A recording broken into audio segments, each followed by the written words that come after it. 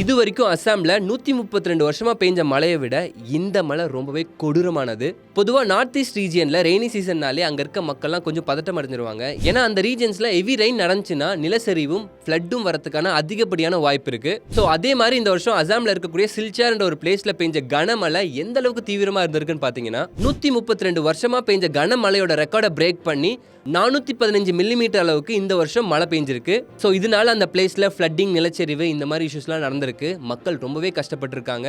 So இந்த issue சில்சார்ல மட்டும் கிடையாது, நார்த் ஈஸ்ட் ஸ்டேட்ஸா இருக்கக்கூடிய மிசோரம், மேகாலயா அண்ட் அதை சுற்றி இருக்க பிளேஸ்ல எல்லாத்துலேயுமே பார்த்தீங்கன்னா கனமழை பெஞ்சிருக்கு. ஸோ இது வரைக்கும் 34 பேர் அந்த கனமழைனால உயிரிழந்திருக்காங்க.